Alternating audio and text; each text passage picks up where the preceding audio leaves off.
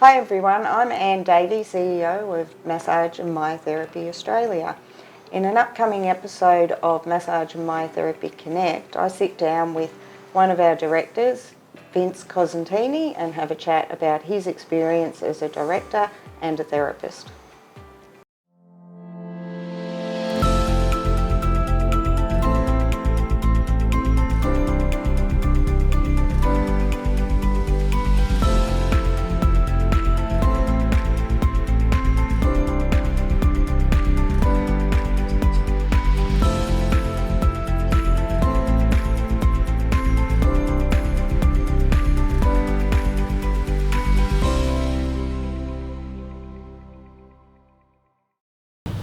How to become that go-to person in your community. Hi, my name is Elicia and I'm a business coach for massage therapist.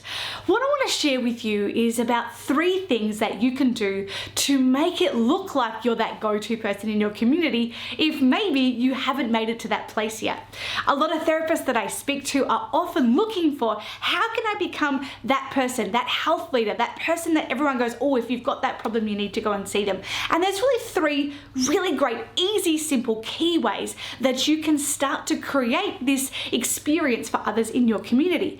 And the first thing is about building trust. Building trust means being seen. If you've ever done a council ballot and you've had to vote for the councillors, or when you're voting at the voting polls, a lot of people know that if they look familiar to you, you're more likely to vote for them, which is why you see people you've never seen before on the side of fences, and you start to see them all around. And if you drive by that same face in your street for the, however long they're campaigning for, you're more likely to actually vote for them when you get to the polling booth or when you go through the ballot. So we can utilize this same analogy for us. If you want to become more trusted in your area, you want to look like people can get to know you more, then be seen. Make sure that your face is literally out there. Sometimes we joke that, if you're using social media, not everyone does, but if you're using social media, it's not called logo book, it's called Facebook, because people want to get to know who you are as a person and as a therapist. So make sure that your face is being seen in your community. The next thing I want to talk about is consistency. If you have, let's say you've got a shirt that you wear when you're working, you've got a business card, you've got a website, you've got a brochure, you want to make sure that everything is looking consistent. So for example, you don't have a different logo on your t-shirt that's on your business card, and then you go to your website and it's a totally different name. It's a little bit like having a friend that every time you caught up with them has a different face. It would be really hard to get to know them and to feel like you trusted them because they always look so different. You want to make sure that your branding, which is simply just the visual interpretation of your business in your clinic and the things that you do in your clinic room, how is that represented visually across those different platforms? You want to make sure that that is consistent everywhere where people look. So if they pick up your business card, or they see you wearing your t-shirt, or they go to your website, or they come in to see you, everything is matching and it's consistent. And so that's the top 2 ways. Make sure that you're building trust with being seen. The second thing is being consistent wherever your messaging is. The other thing I want to talk to you about is about community. Now, for those that are on social media, you'll know that there are Facebook groups.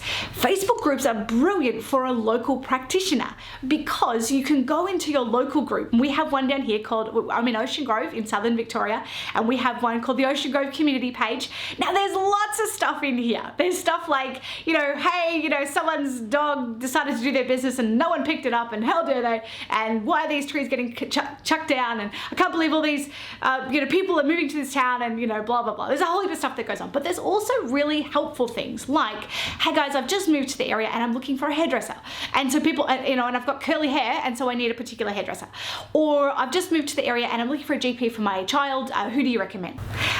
Other things people will say is, I've just moved to the area and I need a new massage therapist. Who do you recommend? Now you can easily jump in and go, hi, I'm Leisha and I'm a massage therapist. Here's my details, like everybody else will do. Or you can jump in and say something like, here's a blog post or a long format post I wrote on my Facebook page around 5 things you can ask your massage therapist before you see them.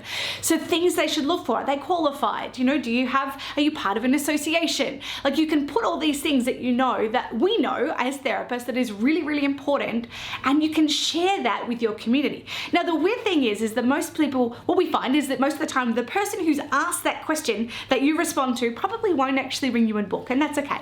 But everyone else who sees that starts to see you as that level of trust and that authority. And then especially when it's consistent, because they go to your Facebook page, they go to your website, and all of a sudden they're like, wow, this person really knows what they're talking about. You know, actually, this is exactly what I need, and I'm looking for a therapist right now. Maybe you do something different. Maybe you do myotherapy or something that people don't always know about. This is another way where you can highlight your expertise and your experience and actually share that with your community. If you don't have Facebook, or maybe you're not using social media, then you can always do a similar thing with different community groups. If you're able to meet face to face, then maybe you could go and have a conversation with the local sporting team, or you could go and chat to the local Probus club, or you could chat to the local mums group, and you can do a similar thing. You know, what are 5 things every new mum needs to know for self-care between nappy changes? Like, there's lots of different ways that you can harness the beautiful stuff that you know and actually share that with your community.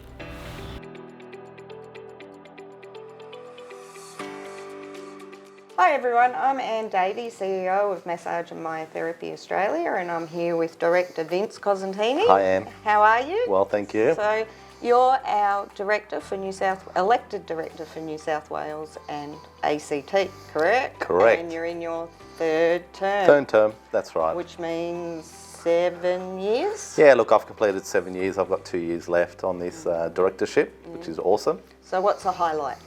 I think for me, the biggest highlight that I have with the association that I've managed to create but actually be part of has been the AIS AAMT postgraduate scholarship that we had.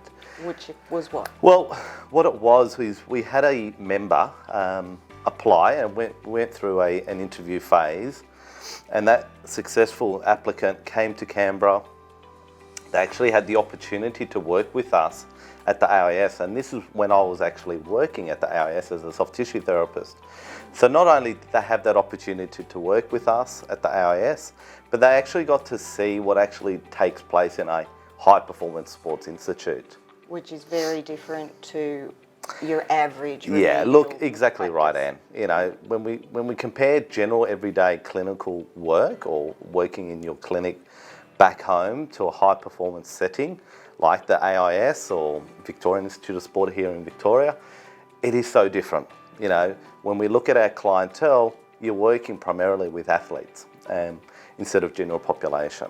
Right. And you were there for a very long time, weren't you? I was at the AIS for 13 years, and for my career, that was one of the best things that I could do. And it took you to Olympics? Yeah, look, 13 years, I actually went to 2 Olympic campaigns. So I did London and Rio Olympics. Oh, wow. And I did 2 Commonwealth Games. I did the Gold Coast and I did Delhi in India. But not only that, it gave me an opportunity to work across multiple sports. You know, I did 4 World Championships with boxing. I did multiple World Championships with other sports. And for me, sport, and particularly sports massage, is my career. So for me, working at the AIS was a dream come true all those years ago. And you know, the scholarship was a dream come true for all the recipients. Absolutely. And one of our directors was a recipient all those years ago. That's correct. Yeah. You know, one of our directors now, Selena, she's obviously one of our past graduates from that scholarship program. But not only that, we've had many applicants who went through that scholarship program who've actually gone on and actually now worked in elite sport, have actually made a name for themselves in sports massage. They've actually gone to Olympic Games or Commonwealth Games. And it's actually so rewarding for us because we created this opportunity for the member and they got that exposure and then they kicked on. And they grew. And you know, for us, that was the whole intent of the scholarship program, is to give that member that opportunity to actually grow themselves in that sports massage, you know, framework as such. And in a real world, not... In a real world, yeah, and exactly. you can't beat that. No, exactly. No. So more recent times? Yeah, look, nowadays I work, I have my own clinic in Canberra, but I work sport-wise with the Socceroos. All right. And so I have been with them now for the last 3 years, which has meant that, particularly in this pandemic time that we're in, I've still been travelling. And Well, what's that been like? yeah, look, travelling at the moment is quite tricky, believe it or not. This year itself, between July and November, I've done 4 overseas trips. And how many weeks in isolation? And I've done 6 weeks in isolation, so 3 lots of 2 weeks. Yeah. But I think what a lot of people don't realise that, I'm talking about travelling the world, there's so many logistical issues that we've had to overcome. Yeah. Working in PPE gear, we've had to do PCR tests. Like, I think collectively I've probably done close to 40 PCR tests in 4 months. Okay, so working in full PPE. what's- Yeah, look, exactly. Look, as it sounds, it's pretty hard working in a full face shield, a full plastic gown, gloves. It was quite interesting because the last camp we had in Sydney, we actually even had a tracking device that we had to carry around with us at all times. It would beep if we were within 1.5 metres of each other, because obviously the social distancing aspect. So how did that work when you massage? Yeah, look, it was very tricky. We obviously had an exemption by New South Wales Health that we could actually treat within that 1.5 boundary parameter. Yeah. But it just meant everything else. You had to have that distance, and it was tricky. It's the engagement with fellow therapists you don't have, and just the sheer, I'm sure it's draining to work in full PPE. It is so draining. It would be so claustrophobic. Yeah, and look, touch, and sense for of me, touch. and that's exactly right, that was the point I was going to make, is I think that my palpatory skills are quite good. I've been a practicing therapist for over 20 years now. As soon as you wear latex gloves, you lose that sense. Your palpatory skills are actually a little bit lessened. And so you actually have to redevelop your skill set to work with that full PPE gear. And look, the other thing that has to be understood is if we don't use PPE gear, then we can't work. So there is no, I'm not going to wear gloves or I'm not going to wear PPE gear. It's very much we wear that so we can perform the work that we need to do. So there's really, it's work or don't work. Correct. And do you think that from the start of when you first started treating athletes in PPE to the end, that you, improve's the wrong word, but did you get used to it, or all you want to do is go back to No. You definitely improved the way that you apply your technique. There's certain techniques that you had to adjust according to wearing full PPE. It gets very hot and sweaty under a face shield.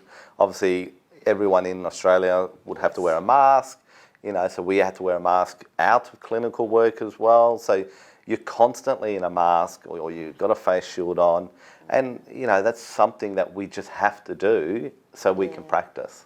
Yeah, and which is great that people do it. That's right. Yeah, and then the clients, and that's in any setting really. I know our other members didn't have to wear full PPE, but they were asked to wear masks and the like, and it's just a matter of getting used to it for the sake of your clients and your patients. Yep, and exactly right. It's just part of the job now, and unfortunately, it's the just way of the world. The way of the world at the moment. Correct. So what's next? A break. Yeah. I've had Christmas. I've had a lot of travel, like I said, between July and now November. So I'm looking forward to some downtime with my family back in Canberra. Obviously, come January, I'll start up travelling again with the Socceroos, and we've got quite a busy 2022 schedule. Right. So it'll be interesting. But hopefully you won't have to isolate and be No, away. look, that's correct, Anne. The isolation or the quarantine period is obviously a bit more relaxed now on the East Coast. So for me, flying in, which I just flew back in from Dubai a week and a half ago, I could just come straight back home. Obviously, you still got to get a PCR test and make sure that you are clean in terms of the virus. But there is no quarantine. It's always interesting, and I know a lot of colleagues of mine have done hotel quarantine over this year.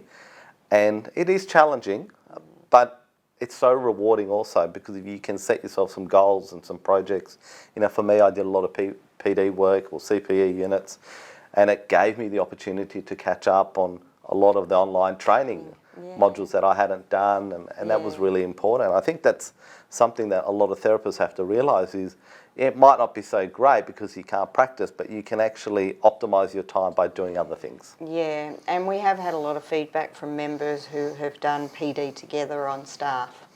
Yeah. So, yeah. Okay. So, for somebody that wants to get into sport, do you have any final words of advice? I do. I think back to when I first started 20 plus years ago, that was what I wanted to do. And for me, career-wise, I wanted to work at the Institute of Sport. Obviously, the long-term goal was Olympics and working with Socceroos, because soccer or football is my background. But I always say to aspiring therapists, you have to start small. Right. Everyone always wants to get to the bright lights of an Olympic Games or working with the national team. You will get there, but you have to start at your local club. Or you need to start with a state-based team or someone where you can actually cut your teeth. Right. That's the most important message I can tell aspiring therapists, is start at the ground level, work your way up. Because you won't just go straight into an Olympic team or a national team.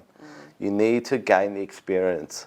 And it may be that you may have to volunteer some time with a local team, but you don't do that forever. It might be one season just so you can get some experience and moving forward. There's so many great, professional development workshops out there that you can do that give you some skill set as well, that you just have to look out there and see what's around for you to grow as a practitioner as well. So go out and find it. Absolutely. Well, it's been great talking to you, Vince, and enjoy your rest and enjoy your busy 2022. Thank you, Anne. Appreciate it. No worries. Thanks.